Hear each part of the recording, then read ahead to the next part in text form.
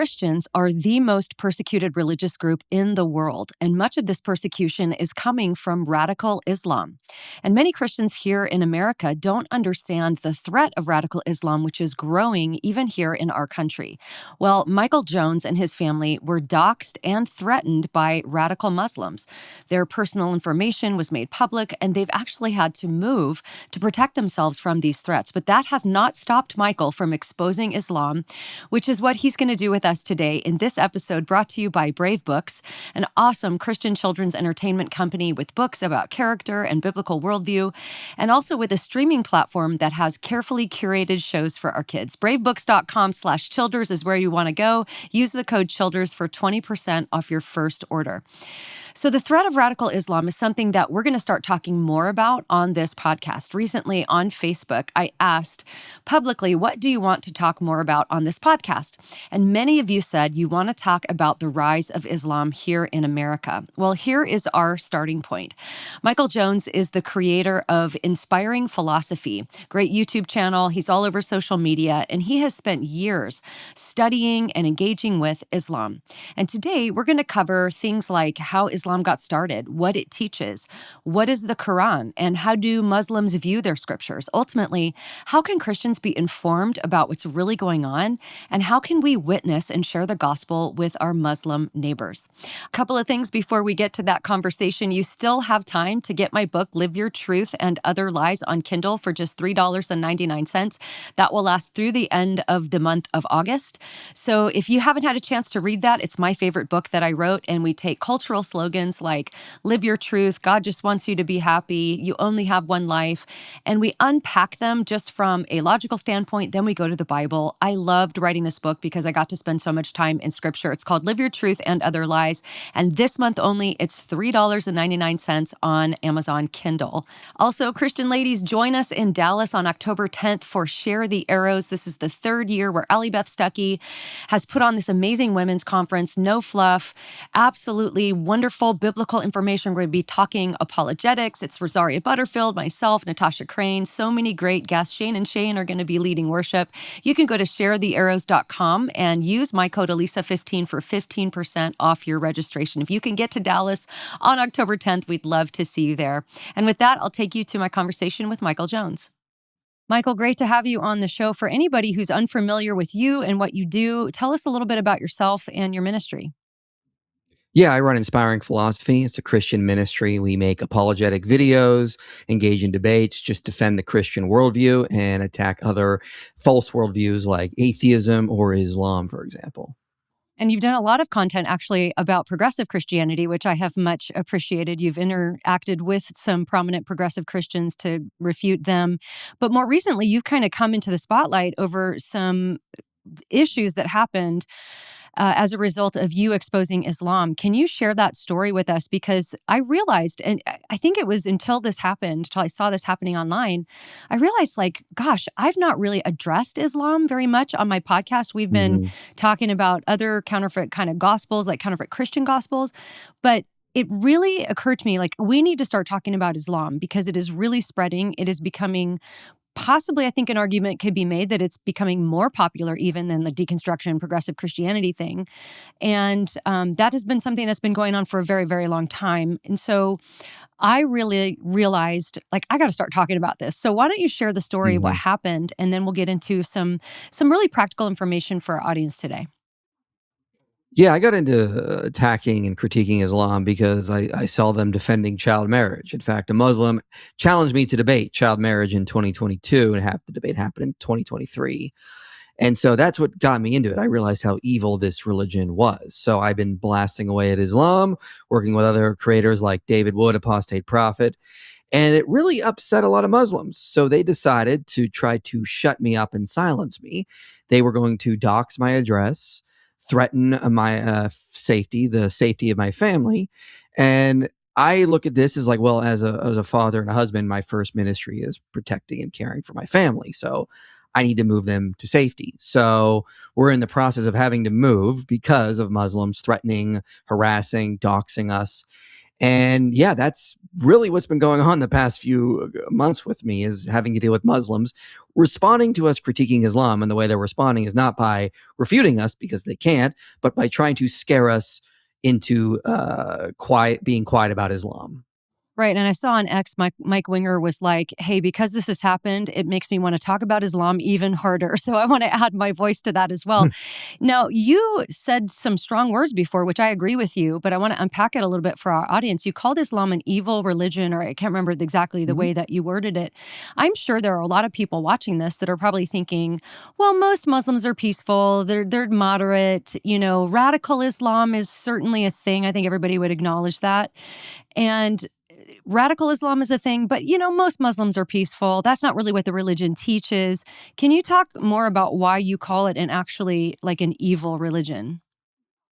Yeah, it's a great question. I mean, one of the biggest reasons we call it evil has a lot to do with what Islam teaches. Now, I agree, most Muslims are peaceful, but they're not good Muslims. And that's the ironic part of this, is that if they actually followed what Islam taught, they could not actually be good people. And so a lot of Muslims we interact with are pretty apathetic about that, or they've been westernized, which is a good thing.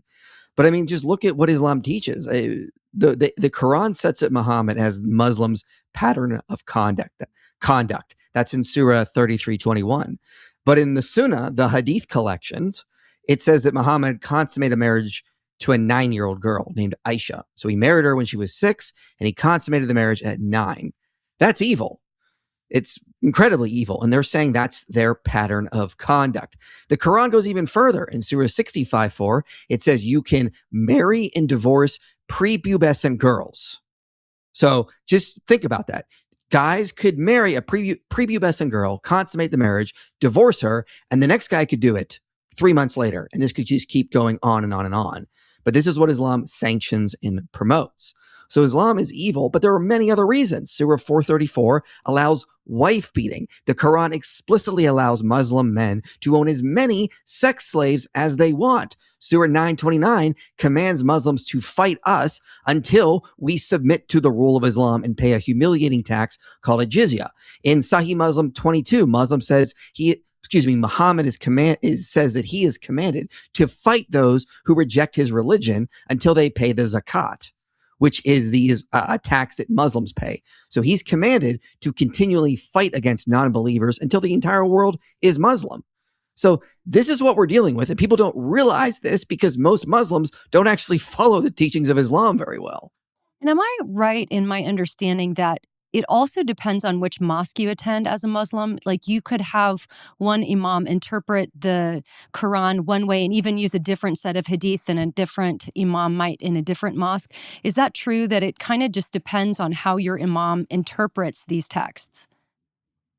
True. Yeah, a lot of imams will, especially in the West, especially in America, will try to liberalize things, secularize things, westernize things. But if you go to their earliest commentators, they're not in agreement. Some of their earliest writers, which would be closely similar to our church fathers, they don't see it this way. Just read Ibn Kathir, for example, Tabari, Qurtubi. A lot of their earliest commentators aren't going to say this kind of stuff. So when this is happening, a lot of modern sheikhs and imams are trying to make Islam conform to modern society. And then you have movements like Wahhabis or Salafis in Islam that are pushing back against this kind of stuff, that are saying, no, this is wrong. We need to go back to what the Prophet actually taught, which is terrifying to think about, because I hear people today say, well, we need a reformation in Islam. No, that's a bad idea. Reformation's trying to go back to the original teachings. If that happens in Islam, it's not going to be like with Christianity, where things get more peaceful. Things are going to get more violent. Right. Like we're okay with the progressive Muslims. Go ahead and be progressive as a Muslim. That's fine with us, right? Okay, Yeah. let's go back to the beginning. How did Islam get started? What's the origin story? Because I think what I want to get to eventually is helping people understand that Islam isn't just a religion. It's also a political system. And I don't know that a lot of Christians really understand that completely, but let's go back to the beginning. How did Islam start? And then maybe we'll get into how it spread. Yeah, great question. So it starts because Muhammad's praying in a cave and he claims something attacked him. Now, according to himself, this was something bad in the Hadith collection, like Sahih al-Bukhari. Commentators like Ibn al-Jawazi say that this, he said, at the beginning, Muhammad, feared that what he was seeing might be from Satan. So the only witness to what happened to Muhammad in the cave was that something demonic attacked him. So he goes out, and his wife and probably a heretical Christian monk named Wadika convinced him there was actually an angel. He becomes suicidal from this, goes up, tries to hurl himself off a cliff. The same entity appears before him, says that it's Gabriel and that he's going to be delivering revelations from God. So he starts preaching this in Mecca. He gets rejected by the pagans there. He goes to the city of Medina, and he gets more followers there. And then he gets a little bit more warlike, starts to flex his muscles. He starts to persecute and attack Jewish tribes. And then he eventually takes over Mecca, takes over more of the Arabian Peninsula, dies because he ate poisonous lamb from a Jewish woman that he just previously had killed the family of, but he had trusted her to feed him a meal. I don't know how. But anyway, he dies, then the rest of his followers start spreading this around through the sword. Islam started out spreading through conquest, enslavement. They would go to places like Cyprus, into places even in Greece, and ransack the areas, bring back thousands of captives to be used as slaves. They did this throughout Persia. They did this in North Africa. They did this into Iberia, that's Spain and Portugal area. Just basically, it started with enslavement, conquest, violence. I mean, there's no other way to put it. Was there, when it was spreading, was there an actual passage in one of their scriptures that was saying, like, this is the way we spread our religion? Or did they try to, like, go in and evangelize first? Or, how did that work? Well, I know, according to many scholars, the last surah that was revealed is Surah 9. That's one of the most violent places in the Quran. And that's important in Islamic theology because a lot of scholars like Ibn Kathir said that, many scholars say it abrogates prior verses in the Quran that are more peaceful. In Surah 929, as I mentioned earlier, it says, fight those who do not believe in Allah in the last day, nor comply with what his messenger hath forbidden, until they pay the tax, willingly submitting, fully humbled. So it basically says they're commanded to go out and spread this through fighting and conquest. And we know that because later in the same surah, Surah 9:111, tells them how they fight in the cause of Allah. They kill and are killed. So this is one of the most violent places in the Quran. It's supposedly the last one that was revealed. And it's the final marching orders for Muslims. We know as Christians, the final marching orders for us is the New Testament. Be peaceful. You're going to be persecuted. Make disciples of all nations. If they reject it, dust your feet off and move to the next town. Matthew 10, for example. But in Islam, the last surah that was revealed is very violent. And you mentioned abrogation, and my understanding is that in Islam, when they come across maybe contradictions or they can't resolve two passages together because one is saying one thing and the other is saying another, there's this doctrine of abrogation which says that the one that was revealed later abrogates or overshadows the one that was revealed prior. So it's the later one that you follow, not the earlier one. Is that correct? Yeah, so they have a concept of abrogation, but it only works on legal matters. So, like, if, for example, in I believe Surah 4, it allows Muslims to drink alcohol as long as they don't come to the mosque drunk. They have to sober up first. But then Surah 2 is revealed later. I know it's kind of a weird order. Surah 2 came after Surah 4. It's kind of ridiculous. You have a religion based around the concept of abrogation, and you don't arrange the Quran. You don't arrange the Quran chronologically. Stupid. I get it. But I mean, that's just the way it is. So in Surah 2, it then outlaws all alcohol. You can't drink anymore. So that's what we have in the Quran. You have to go based on what the later surahs were revealed to abrogate the prior ones. And abrogation only works on legal matters. They can't abrogate history, theology, contradictions on that kind of aspect, on those kind of aspects. Okay, so let's talk about the Quran and the Hadith, because when you think about authority with Christianity, the Bible is God's revealed word. This is our authority. It's inspired by God. And what is the authority in Islam? Is it the Hadith? Is it the Quran? And what's the difference between them?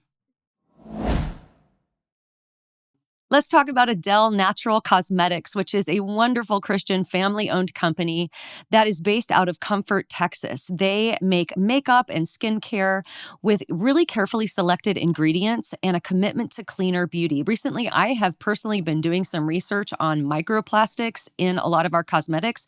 And while I don't live my life in fear, I do, when I can, like to make choices that are cleaner, that are more natural. And this is one of the reasons I love Adele. But I also love Adele because they are proudly pro-life and they support organizations that share a commitment to protecting and valuing life.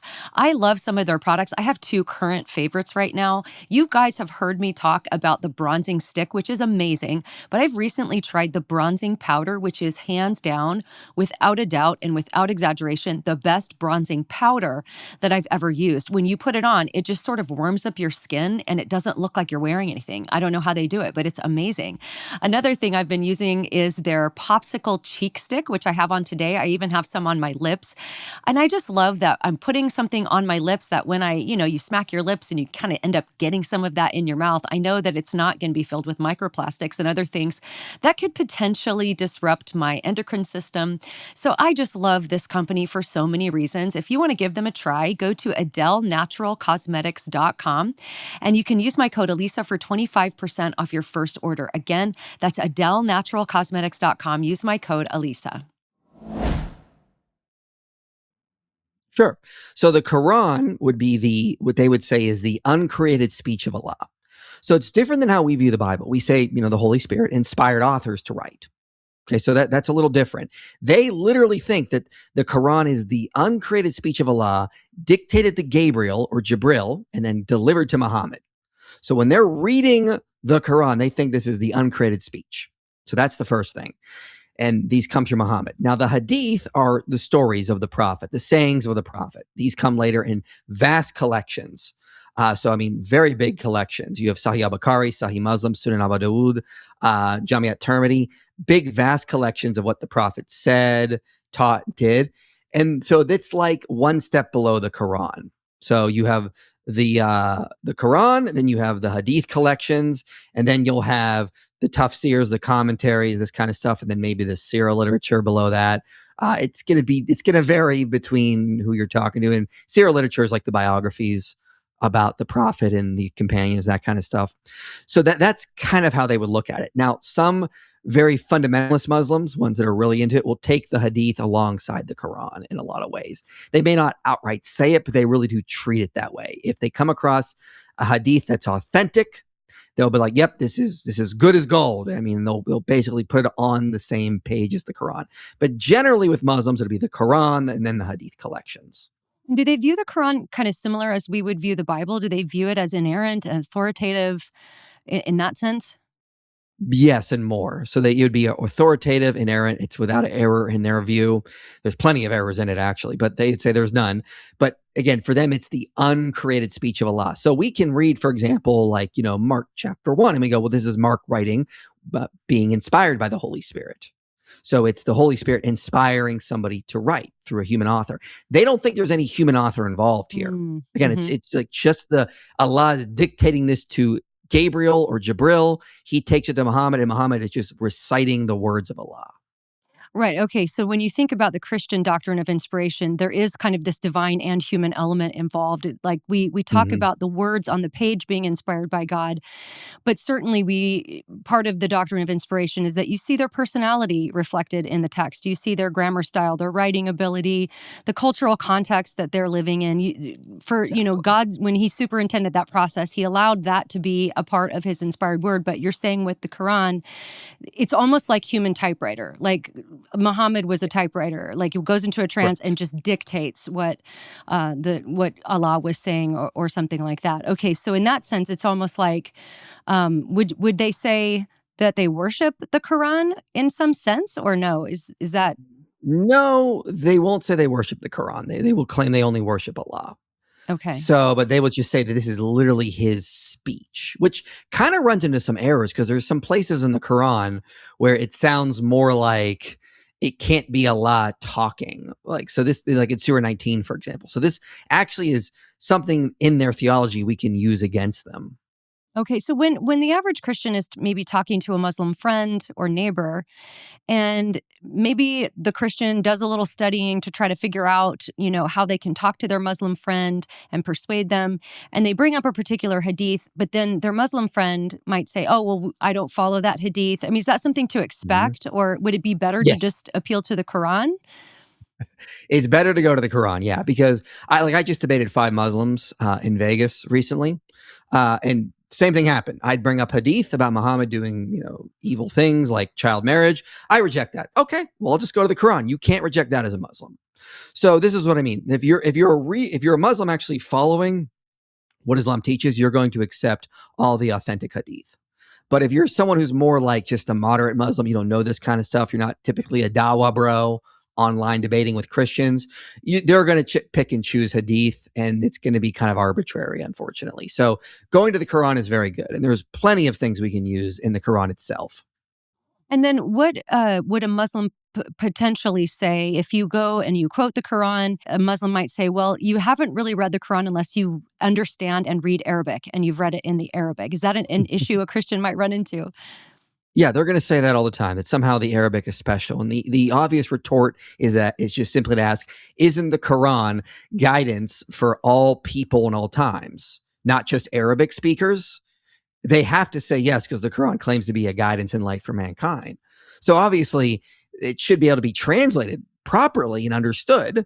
So in one sense, they're throwing the Quran under the bus because it's not actually guidance unless you speak Arabic. So that's kind of strange. But they're also saying their scholars are inadequate in translating this stuff. So who can you really trust? Can you even trust it? And sometimes it's just funny to ask if they even read Arabic, because a lot of Right. English-speaking Muslims in America don't even. So can they even really follow the Quran? So you gotta ask and see where they're at.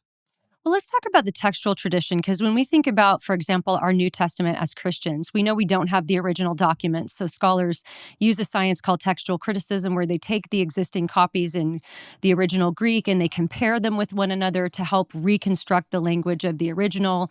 And, we have lots of manuscripts. You want the earliest manuscripts, and, there's some differences between the manuscripts, and we work all that out a certain way. What does that tradition look like in Islam for the Quran? Like, do we have, I'm assuming we don't have the original Quran. So how do they maybe defend their chain of custody as far as the textual purity of actually the copying of the manuscripts to make sure that what we have today as the Quran is the same thing that was originally written down through Muhammad?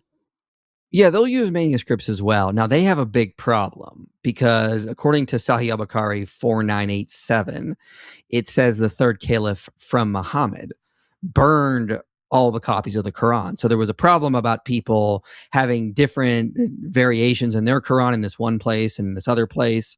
And so Uthman gathered up all the Qurans and then standardized one final copy and then burned the rest. So we don't have that problem in Christianity, where someone was able to actually gather up all biblical manuscripts, finalize one, and then burn the rest. Which that would be horrible. That would be absolutely horrible. That would show some sort of authoritarian control trying to control the narrative. But this is what happened in the early stage of Islam. Uthman gathered up all the Qurans, burned them all, and then standardized one, and then that's what they used. Now, even with that, though, there are these things called different qira'ats, which are different, basically, versions or different readings, basically, of the Quran.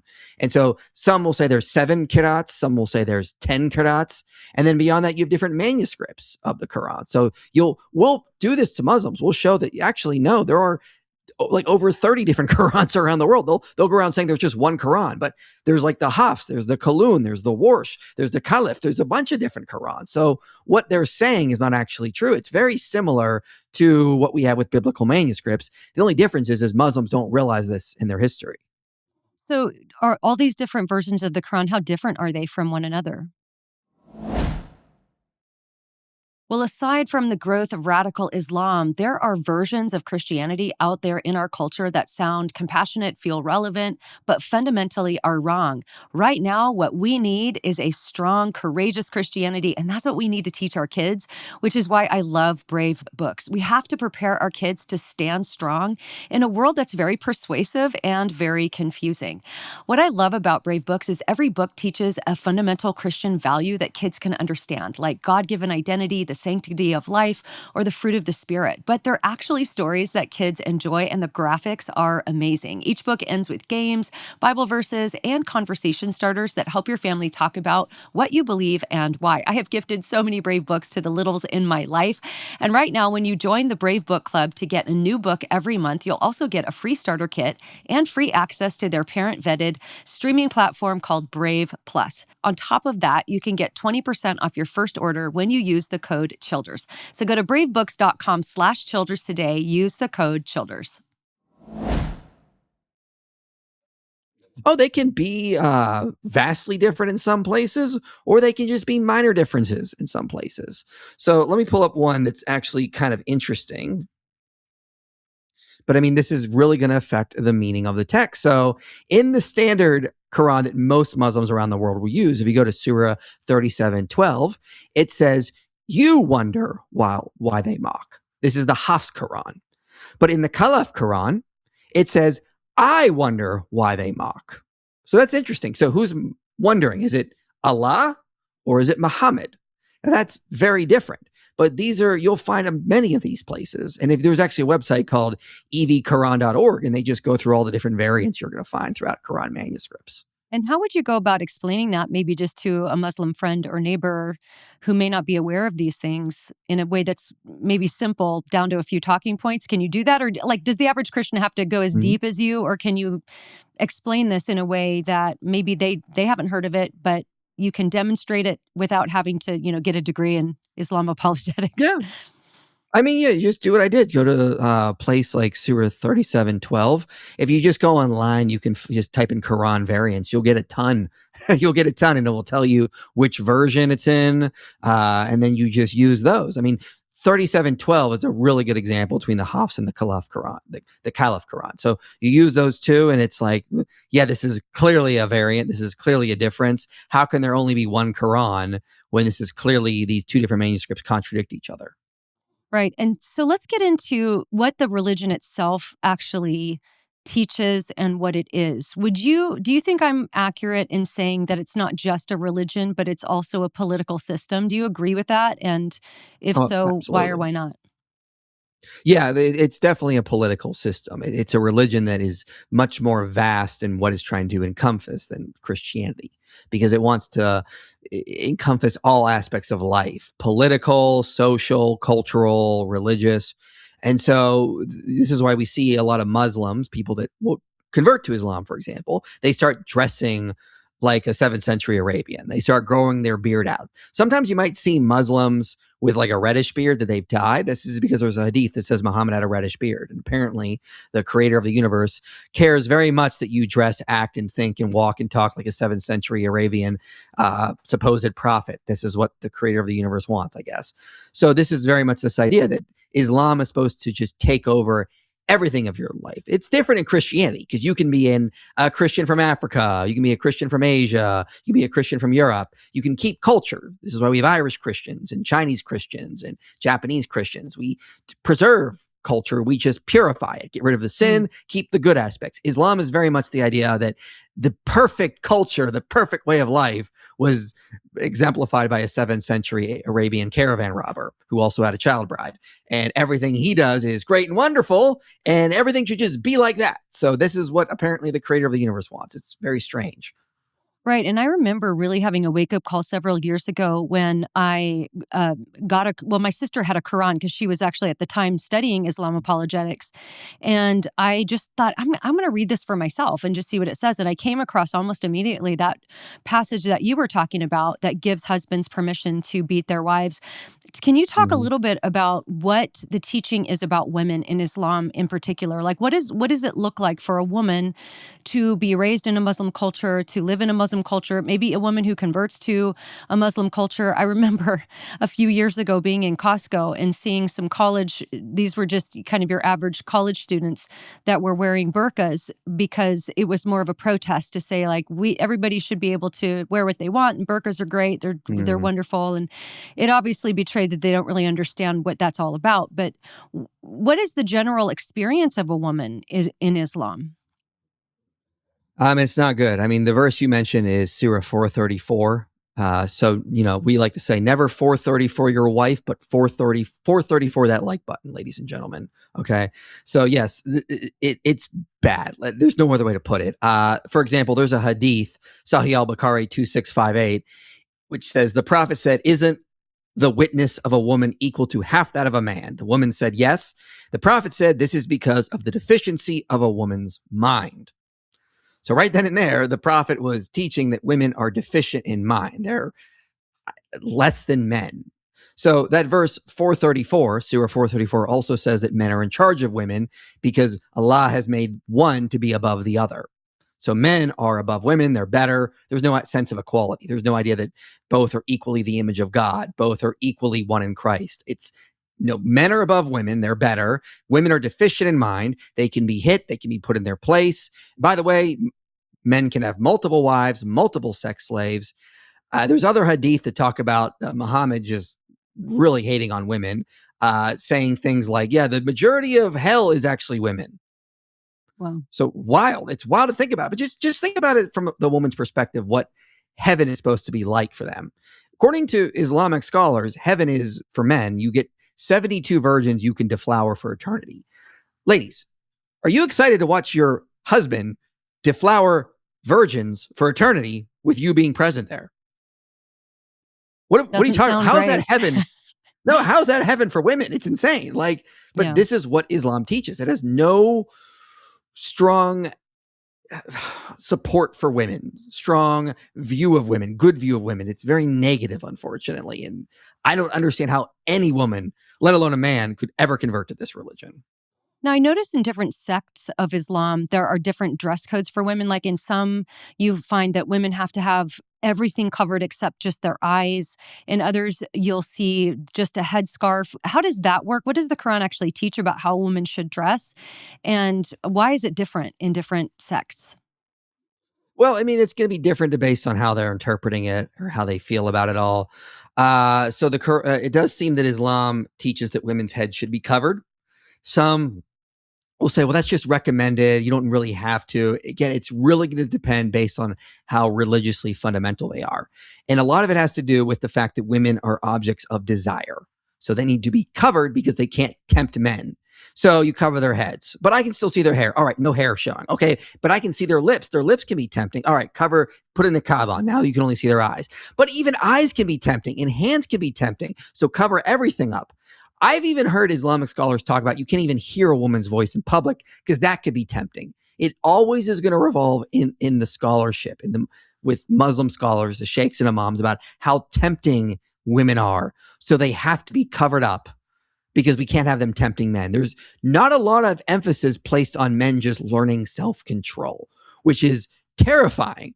But I mean, this is why we see like the grape gangs throughout Europe. They go to Europe and they see women's hair and they can't control themselves because they're part of a religion that doesn't teach self-control. Like, I can't even understand this. Like, why are we not raising young men to learn self-control? I don't get it.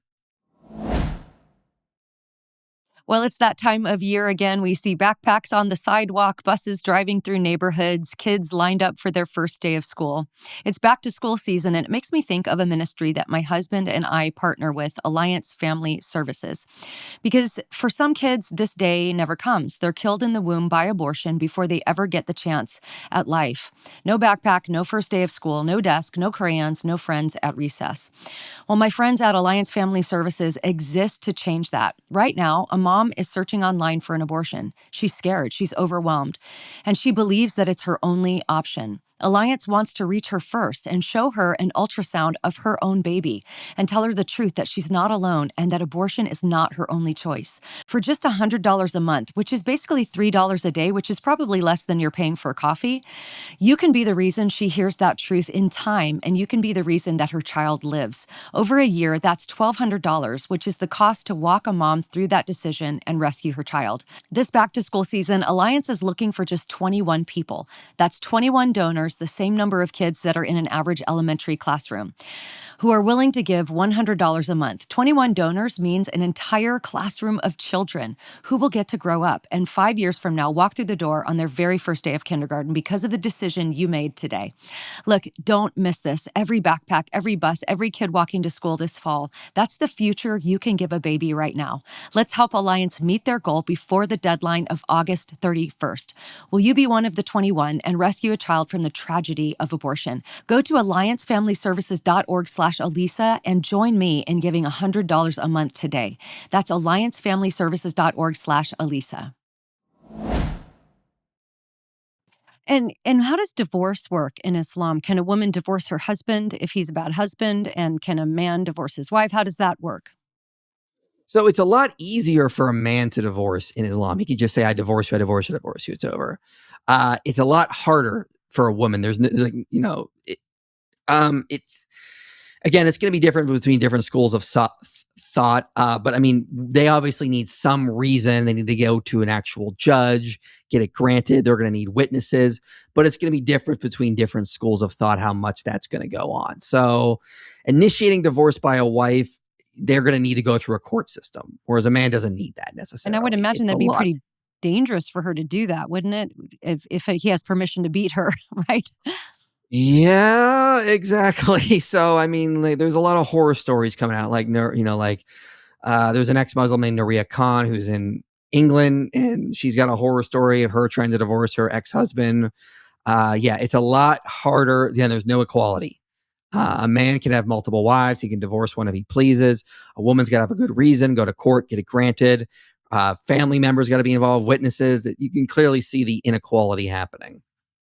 And then what does Islam teach about Jesus? Because before I really got into apologetics, I didn't realize that Islam actually has a theology of Jesus, that Jesus actually plays a prominent role in their worldview, but it's just a lot different than what we would, say about Jesus as Christians.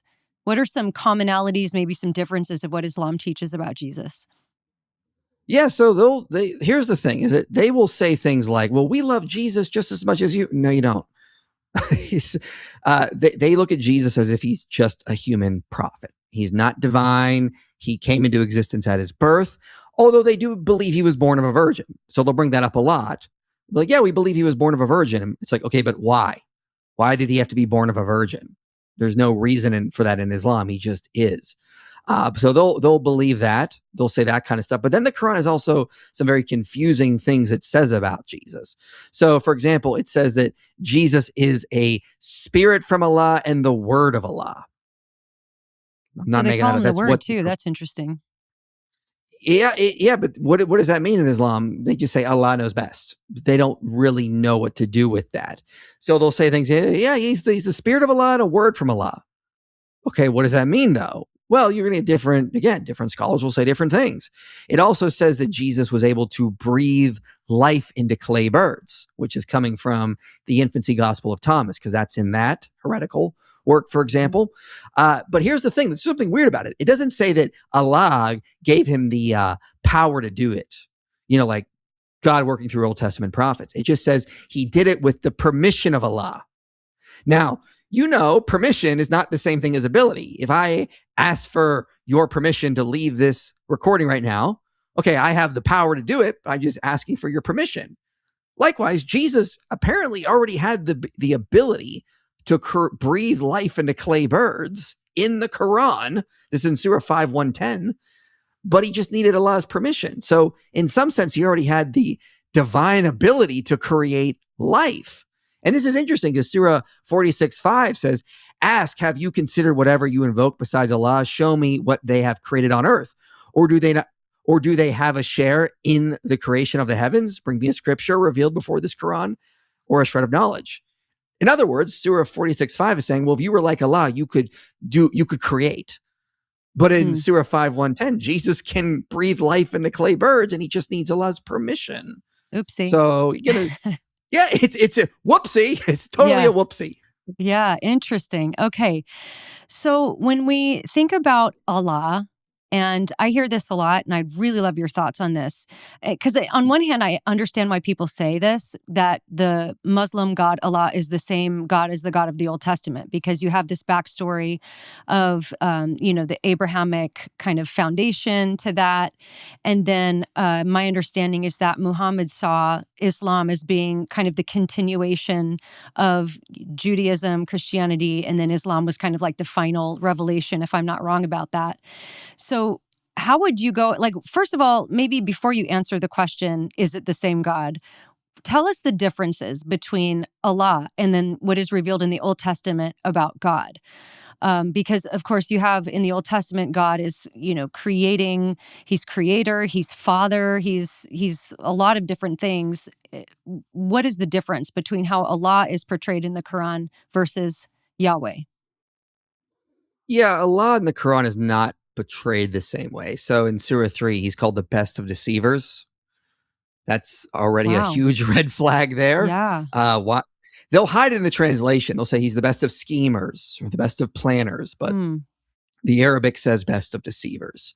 So he doesn't actually love everyone. He hates people that reject him, who reject Islam. It says, for example, Jews and Christians are the worst of creatures in Surah 98. And it's very much a works-based religion. You need to do good things to earn the favor and the love of Allah. But he's not a father. The Quran is very clear. You can only come to Allah as a slave. So we are not the children of God. We're not the sons of God. We are just slaves to him. And the best we can hope to get is that we go to paradise and to flower virgins for eternity. I know that doesn't sound exciting to me either, but that's the best you can apparently get from Allah.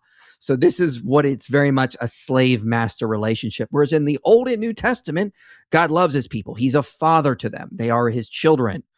We are his children. So it's very much more of a intimate, loving relationship. You have Jesus who comes to die for us. Allah would never do that. So it's very different. You very much have just a very distant God who doesn't care too much about humanity, but is apparently willing to grant paradise to those that are at least willing to fall in line and do what he tells you. That's what I'm getting from it. So what would the Islamic view of the Trinity be? I remember doing a Q&A with you at the Apologetics Conference down in Sarasota, Florida a couple years ago, and a question came up about the Trinity, and your answer was breathtaking. I remember you saying, Michael, you said, I would die defending the Trinity or something along those lines, and it was so good. And I'm curious how that plays into your Islamic apologetics. Like, what is do they think we're just worshiping three different gods? Do they, obviously Allah is not, three in one. So it's very different fundamentally, but maybe talk a little bit about that. Yeah, they constantly accuse us of being polytheist or worshiping three gods. And this is where you sort of just have to start bringing up what the Bible actually teaches, because they'll try to say the Trinity was invented after Christianity. Some will say it was invented at the Council of Nicaea. Some will say it was long after Jesus, long after the apostles. So you can actually start going and showing the Trinity in the scripture, like John 14-16. You can go to like Isaiah 48-16 and show the Trinity. I love doing this because they'll try to say, well, it's definitely not in the Old Testament. And then I just love going to places like Genesis 19, Exodus 3, Exodus 23, Joshua 5-6, and just showing, look, there's this clearly a multi-personal God here. So who's really consistent with the prophets? Us or Muhammad? Clearly not Muhammad. He's teaching this singular deity. But beyond that, you also have to realize that in the Quran, it teaches God has like Allah actually has a body, like some sort. There's a place in the Quran where Allah makes Adam, and then he commands all the angels to bow down to him. And who doesn't do it is Satan. So Satan doesn't bow down. In the Quran, he's called Iblis. And then Allah's response is, how could you not bow down to what I made with my own two hands? And so scholars will go, okay, well, Allah made everything by speaking things into existence.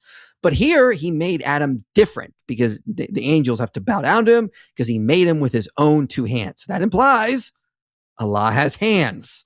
There's a place in the Quran where it talks about the shin of Allah.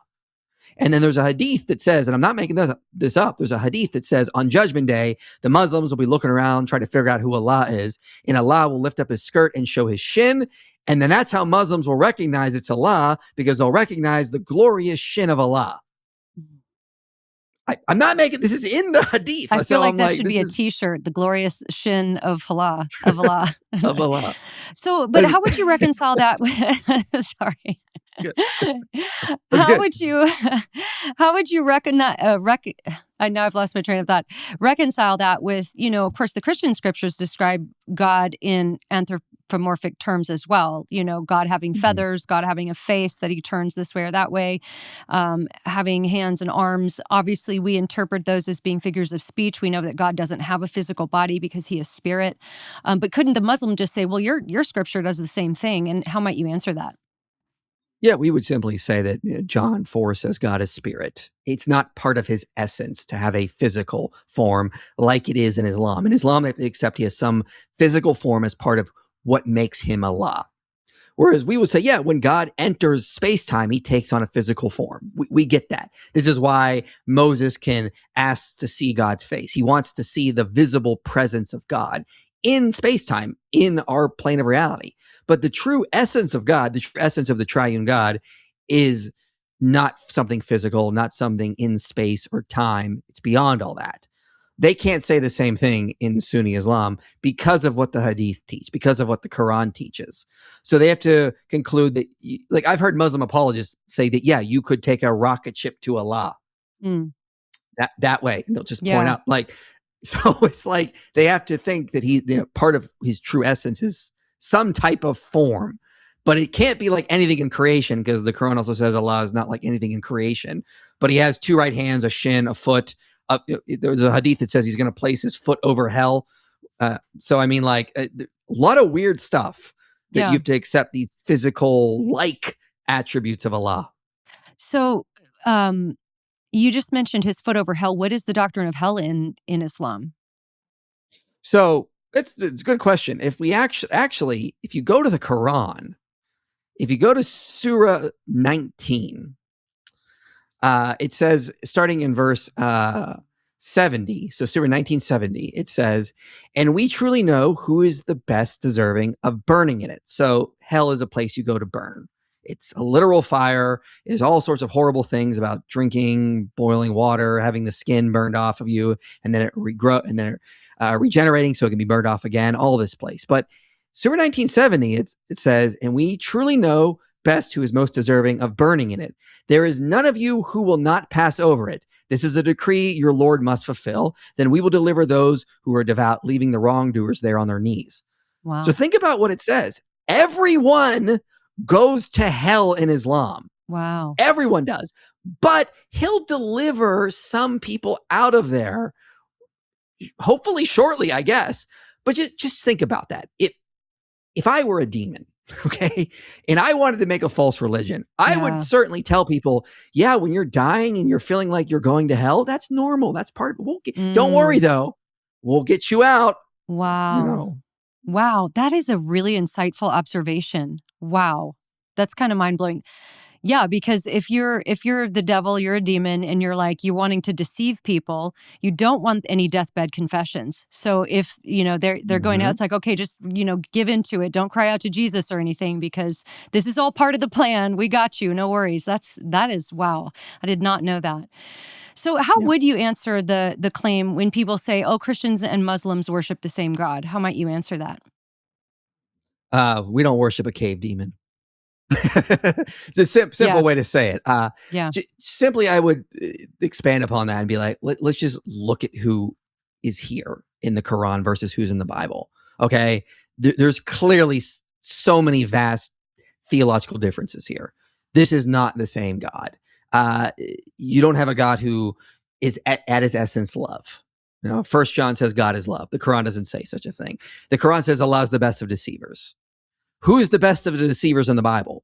Well, the father of lies is in John 8. So that's Satan.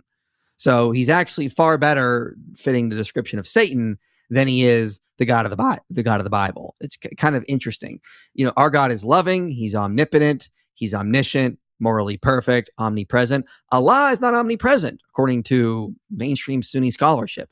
He's not necessarily immutable or omnipotent, and he's spatial. He sits on a visible throne and has some sort of visible form. This is not the God of the Bible. And it's very clear that, anybody who's going to come along after Jesus and teach a different message, that's teaching a false gospel. That's teaching something that's blatantly contradictory. Who's going to send false prophets? Satan. So the God that sent Muhammad, so to speak, cannot be the God of the Bible. How fast is Islam spreading right now, and why do you think it is spreading? Because one of the reasons I wanted to have this conversation with you is because of what I saw happen with you, but also recently on Facebook, I just asked my followers, what do you want me to start talking about on the podcast? Give me some ideas.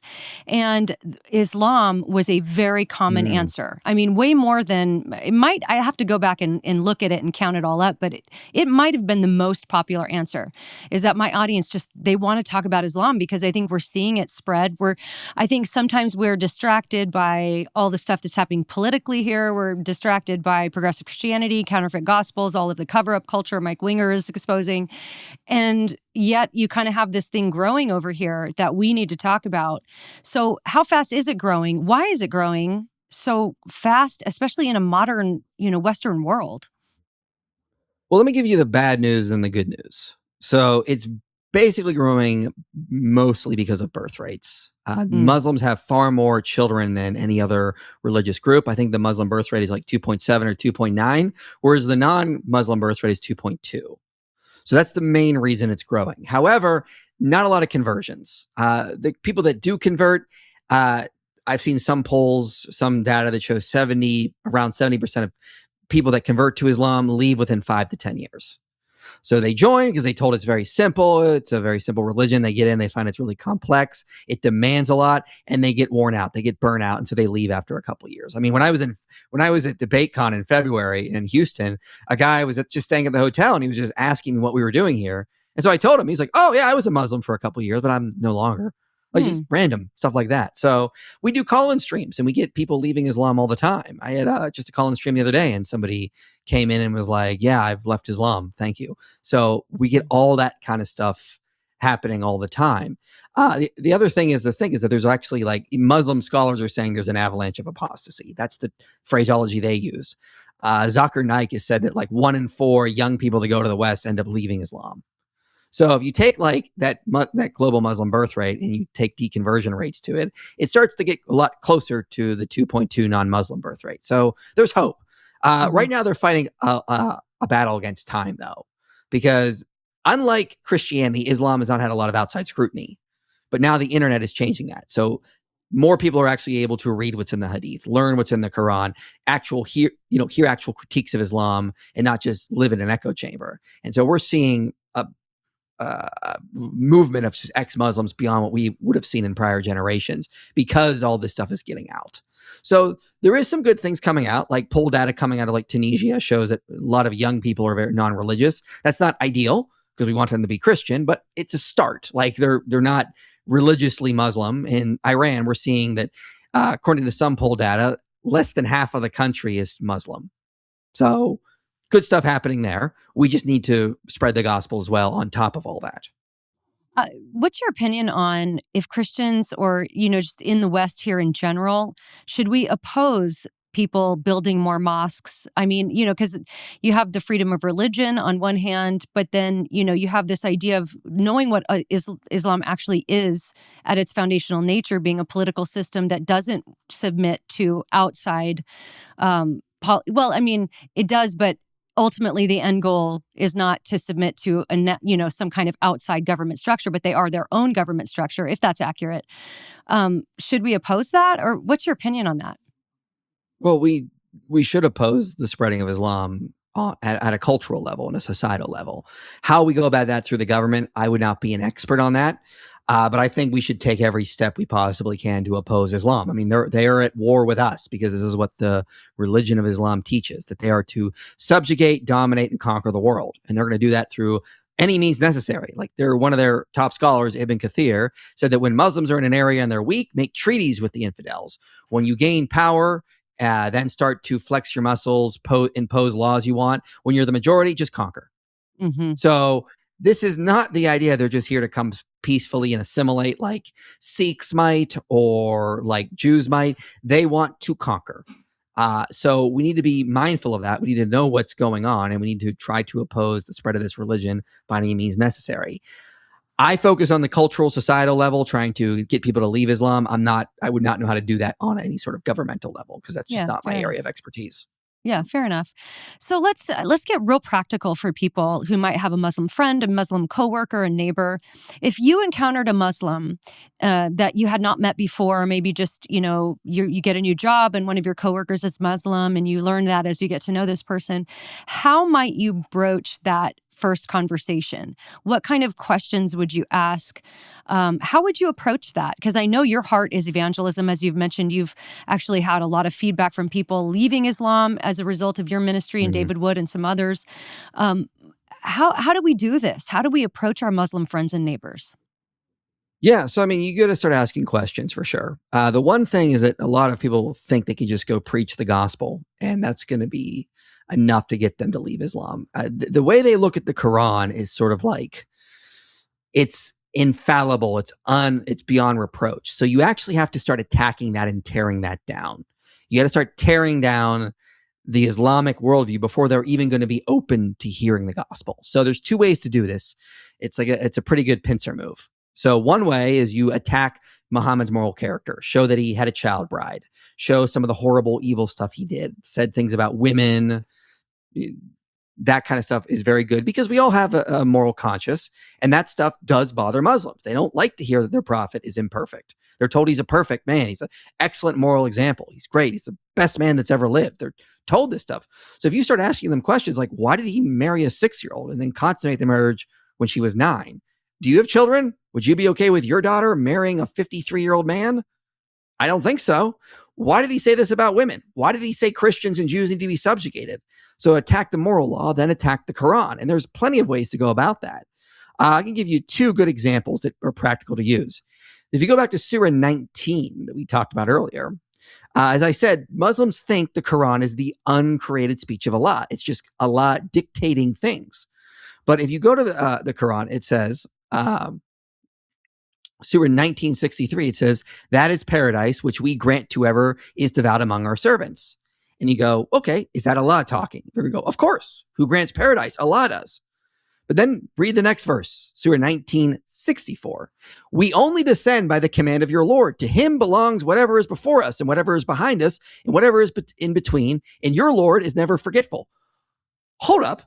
Somebody made a mistake. Why is Allah talking about his Lord, your Lord? Is there another Lord besides Allah? And the truth is, when the Quran was being written, they didn't think it was the uncreated speech of Allah. This came about from later theological development. But right here in the Quran, if you go on what Islamic theology teaches, Allah would have to have another Lord, or there has to be another Lord besides Allah. So there's a good place to go. That's very quick and simple. Just show that. The other way is to just show throughout the Quran that what we run is called the Islamic dilemma. Because one of Muhammad's main ways he tried to get Christians and Jews to believe he was a prophet is he just kept saying, I'm confirming your scriptures. I'm confirming your scriptures. This is in Surah 241, 3-4, 447, 568, 1094, 21:7. It's all over the place. He does this in over 100 verses, I swear. So he's constantly claiming, hey, believe I'm a prophet. I'm confirming your scriptures. Okay, well then confirm we know means to prove something is true. So Allah, through Muhammad, would be saying our scriptures are true.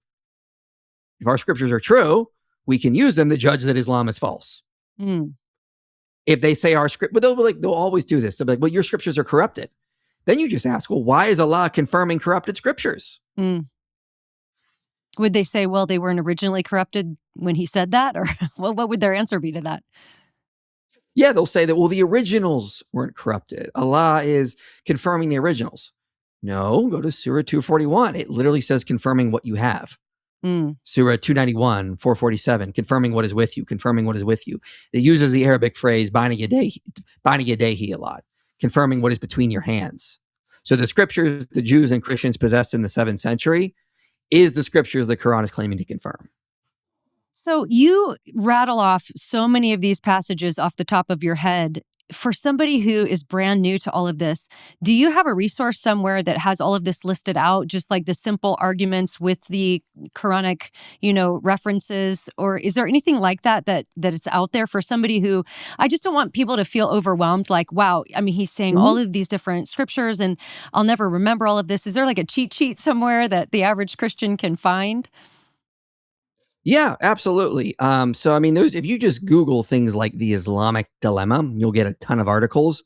Answeringislam.org has a ton of articles on this kind of stuff you can use. You can use our videos. A lot of people learn a lot about Islam by just watching our live streams or our videos on Inspiring Philosophy or David Wood's channel and just learning it that kind of way. But I mean, it's very easy to just memorize like 1 or 2 Quran verses. Like if you just know Surah 241 and 568, you have enough to run the Islamic dilemma. I mean, so it's not too hard. Don't feel overwhelmed. If you have a Muslim you're witnessing to, take an afternoon, take a 30 minutes even, and just look up some stuff and then go use it. And if he brings something up that you're confused about, say, "Oh, great, let me go back and check. Can I come back to you?" And then you can keep the conversation going. So good. Any final words that you want everybody to know about? Maybe also give where they can connect with you on your website and your YouTube channel, and yeah, any resources, maybe a book or anything that you would recommend for people to get started with this. Yeah, just a book. There's a great book just written by a friend of mine, Chris Frost, called The Islamic Dilemma. Start there. That's a really good book to use if you want to go deeper on that. Also, you can follow me on inspiringphilosophy.com. We're always streaming and making videos on YouTube, Inspiring Philosophy. We're also on TikTok, Instagram, Twitter, you name it. So yeah, we have a ton of resources out there. If you really want to get in and start studying this stuff and evangelize to Muslims, it's not hard. I guarantee you'll dive in and you'll be a couple days in and you'll realize, yeah, I got the hang of this. It's a pretty easy religion to debunk. Good. Awesome. Well, I want to thank my guest, Michael Jones. So inspiring, and definitely take advantage of those resources. And we will be having more conversations about Islam on this podcast. This is just the first of many. And looking forward to that. And as we pursue Christ, let's keep a sharp mind, a soft heart, and a thick skin. We'll see you next time.